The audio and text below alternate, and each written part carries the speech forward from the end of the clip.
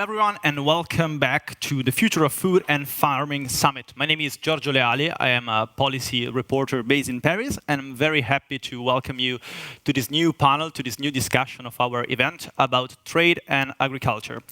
So I'm very happy to welcome our guest. The first one is Isabelle Garzon. She is Director of Studies at the think tank Europe Jacques Delors. We have Norbert Linz, who is the chair of the Agri Committee in the European... Okay, we don't have, I'm sorry, Mr. Linz, who will join us later, just a few minutes of patience, but we have all our other speakers, who are then Rupert Schlegelmilch, Acting Deputy Director General and Director for Americas Agriculture and Food Safety at the Directorate General for Trade at the European Commission. And then we have Kevin Skunes, who is Director of Maisel, who is joining us from the US, and he's a farmer. So welcome, and thank you very much for joining us to this event. Good afternoon. So I'd like to start with a very quick question to the three of you, a very short one, a short answer if possible. I would like to ask you, what is, according to you, the main challenge for trade in the agriculture sector? What is, if you had to name one thing, one big obstacle, which one would it be? Maybe we could start with you, Isabelle, please. Thank you. Good afternoon. Can you hear me, Ryan? Yes. Yes, okay. I would simply say that the challenge has been moving from protection to precaution, meaning in the past, agriculture and agricultural policies were more about protecting against the other from the point of view of the production.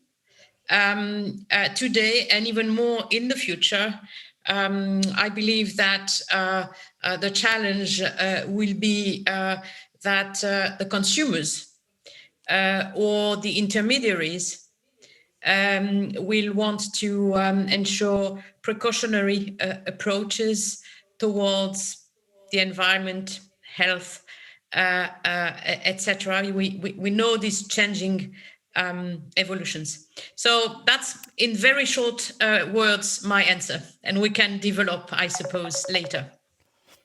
Thank you very much. Yeah, it's just to warm up the discussion. So Rupert, I would ask you the same question. If you could identify one element, the big priority. Yeah, thanks. I can say the same thing as Isabelle, but I can be even shorter. I think squaring the circle of open markets, non-discriminatory markets, and at the same time becoming more and more sustainable, so that we all move all ships up a little bit in the tide. That is going to be a challenge. And if we don't do that, we will have, I think, more and more trade restrictions. Thank you very much, Rupert. And I would move to Kevin. So maybe a different perspective from the field as a farmer. What is, according to you, the biggest challenge for trade in the agricultural sector? Well, good morning. Thanks, Giorgio. So, as a farmer and a director of Maisel, Maisel is an international alliance of maize with Brazil and the U.S. and Argentina. And our biggest problem is, we three countries raise about 50% of the world's corn, and we also have about 70% of the export surplus that we export. So regulatory issues for biotech approvals in other countries, we need to get closer to having all of the biotech regulations the same in all countries. And I think that's because we need to get our food to where it needs to be in a free trade system. Thank you, Kevin. I mean, we have already mentioned the two big topics, which are sustainability and regulatory challenges. And I think those are the two probably biggest topics also in transatlantic trade relations. So I would like maybe our discussion to focus a bit more really on the relation between the European Union and the United States. And I would like maybe to start from what has been said this morning by Tom Vilsack, the Secretary for Agriculture of the United States government, who insisted about the fact that it's very hard for the EU and the US to reach an overall deal in the agriculture sector, but it is better to proceed step by step. So I would maybe like to ask you, Rupert, to react to this. Do you also think that the only realistic path is the one of little achievements, or do you think that maybe in the future we could think again about a broader deal? Thank you. Well, I think think Secretary Vilsack is right. Right now, we are trying to diligently work on our trade relationship, and we do actually, from time to time, actually see eye to eye and make some progress. I just recall that for one of the issues that the US asked us to do not long ago is to at least push back a little bit the health certificate issue, which is a very technical issue on how you have to declare your stuff when it enters the EU. And that we also, in the end, we do approve, I think this needs to be said from time to time, we do approve GMOs. Okay, it takes long, but it's not that we don't do anything. But of course, having a wholesale policy the way the US is having is not going to work. Our consumers just don't want it. Our stakeholders don't want it. So there are small things which are possible. In particular, I think what is really important is that we get a common ground for the future, because like everything else, our agricultural production systems change very quickly. New issues come up. I think we're not the only ones who want to be more sustainable. I think you will have similar calls everywhere in the world. So to make these things work is the real challenge. And there, I think there's many things that we could actually do together. Thank you, Rupert. So you stressed the importance of having a common ground, a common discussion on those topics. And there will be one very soon about trade and technology, this EU-US Trade and Technology Council. And it will be very much about harmonization of standards from what we understand. Now, I was wondering, do you maybe think that in the coming years, maybe not immediately, there could be some kind of similar project for the agricultural sector as well? Well, there I'm beyond my pay. Also, I don't have the crystal ball. I think we're, as we said, right now, we're doing small steps. Whether there will be more and bigger projects, I don't know. Right now, I don't see them on the horizon, to be quite honest. Thank you very much, Rupert. And I would like still to focus a bit on the transatlantic trade relations. And I was wondering whether we could maybe analyze the current situation as seeing two camps. One where we really have this sustainability issues and a big focus on sustainability. So the European Union trade policy, we've seen it very much in the last Commission trade policy review. And then we are on the other side of the Atlantic, the US approach. We have this new global coalition for productivity growth, which seems to promote a bit of a different way of seeing trade and of seeing agriculture. So I would like to ask first you, Isabel, whether you see two different cultural conceptions of agriculture and trade, maybe not conflicting, but still very far one from the other. Well, I think there have, in a way, always been some differences in terms of conception. That's nobody will deny. But on the other hand, in the EU, like in the US, there are regulatory approval processes. There are conditions for putting products on the market. And so there are health safety requirements. There are environmental concerns about the impacts on water, on soil, etc., of agricultural production. The issue is not so much this one, is what I started to say, is whether the levels of, let's say, protection or rather precaution are the same, whether the type of issues that are being monitored and therefore the impacts that are being limited are the same or are different. And therefore, the whole issue of certification, regulatory approvals, marketing standards is here and is only, in my view, going to increase as we go ahead, especially with the more concerns, at least in the EU, of the consumers, of the policymakers about the impacts of agriculture, or rather our consumption model, on natural resources and climate. So I think this is more how I would put the issue that we're facing.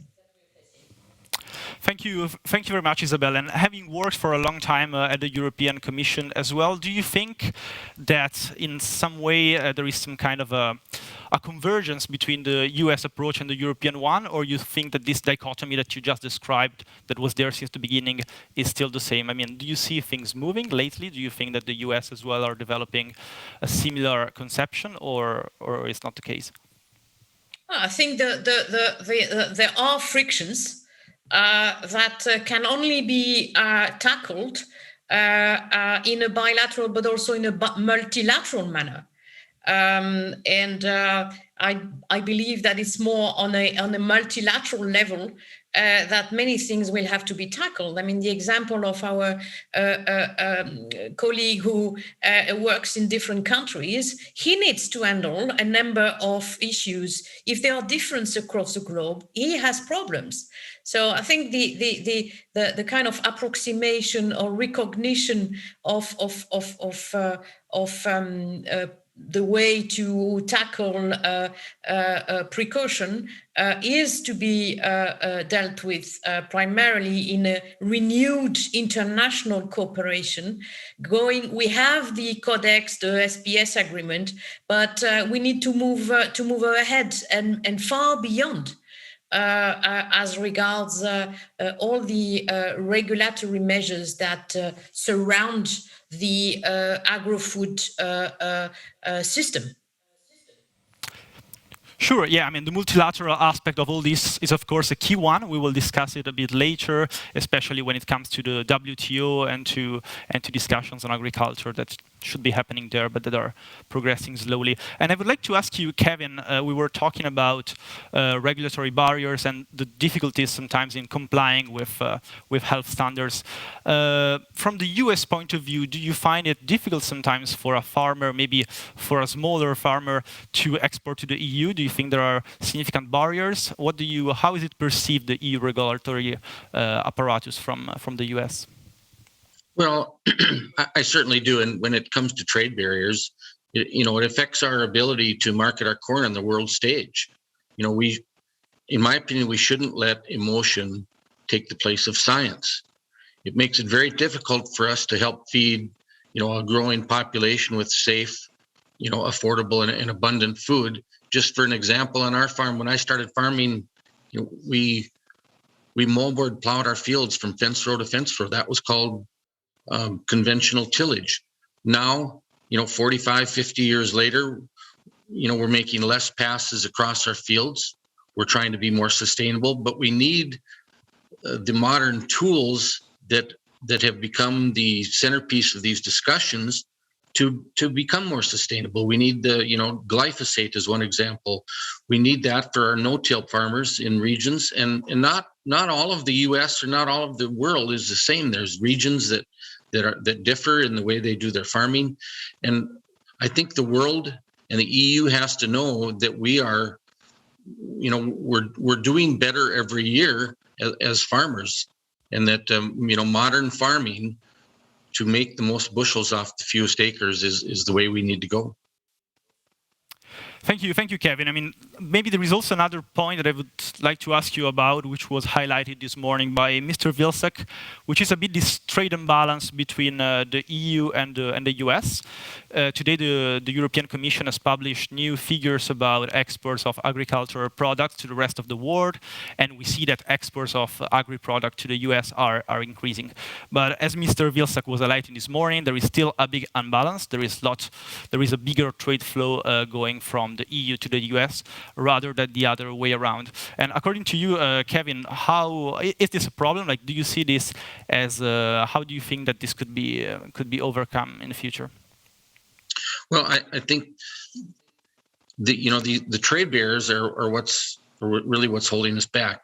We need to get asynchronous approvals in all of our countries so that the trade can be fair both ways. If we have limitations in the EU that prevent our crops, whether corn, soybeans, wheat, whatever it is, going into the EU, those trade barriers are what's making the deficiency in the trade between the two countries.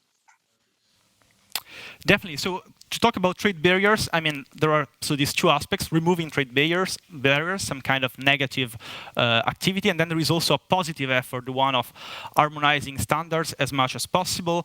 And as we mentioned before during our event, there is this strong French push for so-called mirror clauses. So really the idea of having a reciprocity in trade standards, and according to the French Agriculture Minister Julien de Normandie, this will be one of the big priority of the French presidency of the Council of the EU. I would like to ask you, Rupert, whether you see some room in the current EU trade policy for taking more into account this kind of mirror clauses. Do you see that this could be part of new trade negotiations, or it is already the case in ongoing talks? What do you make of this French proposal? Yeah.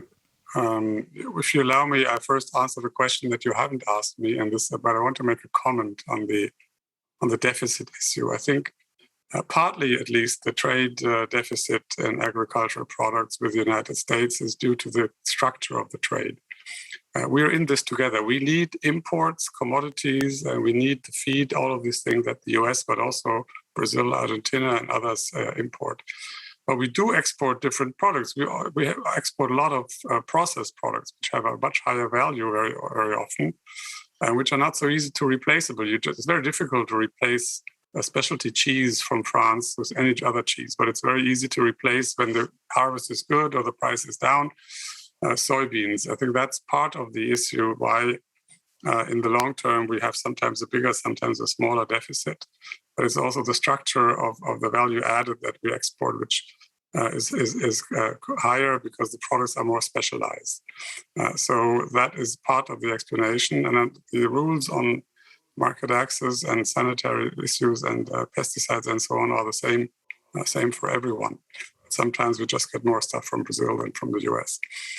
On the other question about the mirror clauses, I mean, this is a very catchy phrase which hides a whole number of problems, which is for very good reasons. We cannot impose our internal rules on the rest of the world. That doesn't work under the WTO SPS agreement. It's also not possible.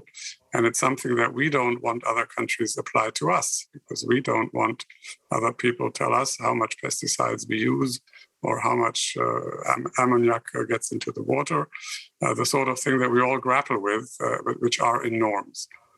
So what is really the crux of the issue is that we need international agreements for some of these things. Rather than trying to impose them, it will not work. We'll be at fault with our obligations, and it will not be effective because there will be even retaliation if we do it clumsily. So the real question is really what can we do jointly together in Codex, in other international fora, in our trade agreements to make sure that we have the best systems in everybody's interest, both partners, to have some of these norms maybe higher than the international norm, as is the case for some norms in the EU. So I think that's the answer. I don't think that the very simple idea of just having rules in our agreements or in our regulation and then impose it to the rest of the world will work. That's a very interesting topic. I see, Kevin, that you agree with this approach. So from a US perspective, do you also think that is badly perceived, this catchy slogan of mirror clauses? I mean, Kevin, do you think so? I guess you agree with Rupert on that, on the fact that it's not realistic to impose to the rest of the world the EU standards. Oh, I think so. Certainly every country has their own standards, and I'd maybe like to go back to MASOL, the alliance between Brazil, Argentina, and the US. It was formed in 2013 by farmers, like-minded farmers, to try and get over these hurdles of trade barriers. And we work with the governments, we work with the WTO. We're trying very hard to do this, and I think just like it's been mentioned, this is the way we have to go. If we could get the whole trading world to adopt a common and logical set of rules, that would be great for the whole trading world. Thank you. And Isabel, just to go back again to this mirror clauses debate, I mean, you have worked with Commissioner Lamy. You know very well what is also the perception of trade in the French public opinion. So I wanted to ask you, what do you make of this French proposal? And do you think it is some kind of the expression of a protectionist attitude that maybe still very deeply in the way in which France sometimes proposes its policy? I mean, some could read it as this, many Nordic countries do. And do you think so that this mirror clauses proposal is something that doesn't make much sense from a trade law point of view? Frankly, whether this is motivated by true concerns or more protectionist concerns, I don't know. But what I do believe is that this reflects something which will not go away. As much as I would agree with Kevin that each type of agriculture is different, I would also add immediately that each type of concerns and things consumer care about is also different across the globe. Those differences at the production level and at the end of the consumption process need to be reconciliated. And I could not more agree to say that there is a need for renewed cooperation going far beyond the question of mere health safety. Everything that has to do with impacts on the environment is there and is there to grow.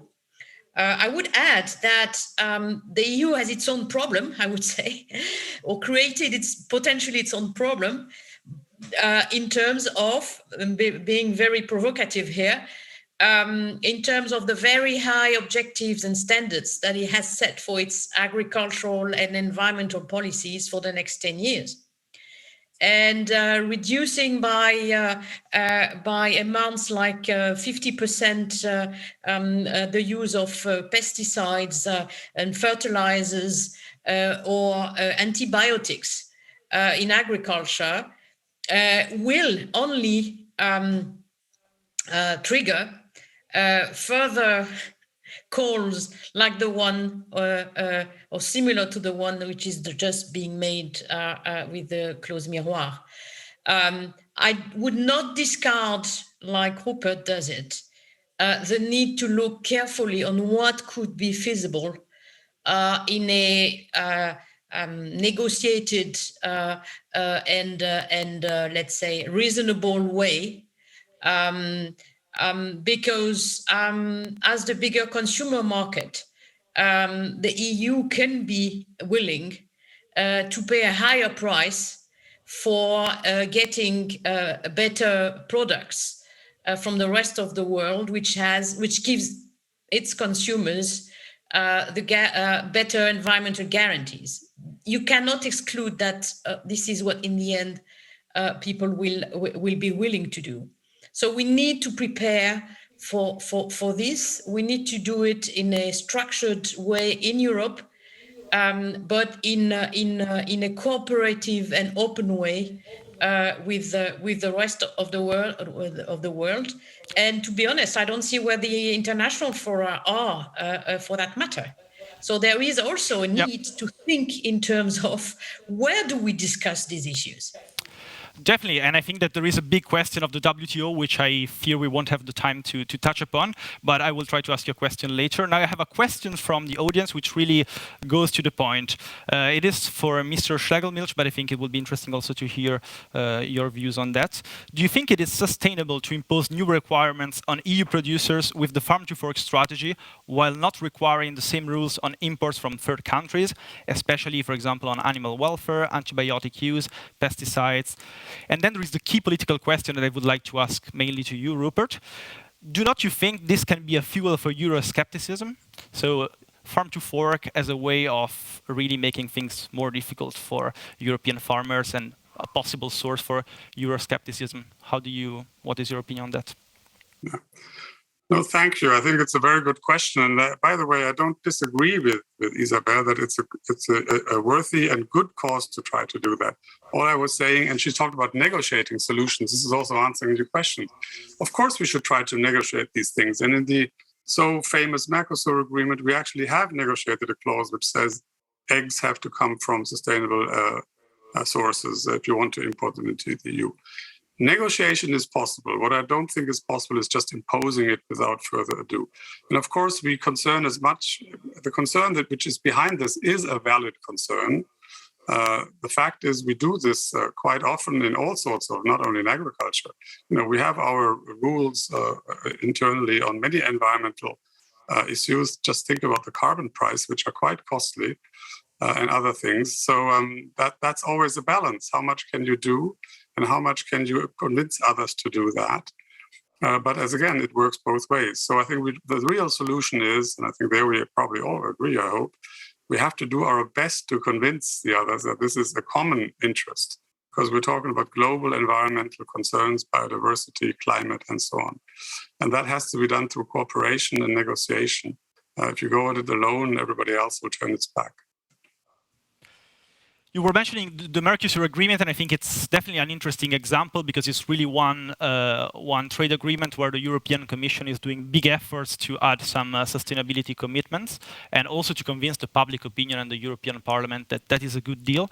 But if we just put together many other trade deals like Mercosur, also the CETA, which is celebrating 4 years and is he has a positive result on trade flows, but still has not been ratified in many member states. And then we can also look at EU-Australia. We have many trade deals that are not fully ratified, that are still under discussion. Do you think that it has become, Rupert, more difficult now for the EU to conclude trade deals precisely because there is a strong public opinion concerns about this sustainability and food safety aspects?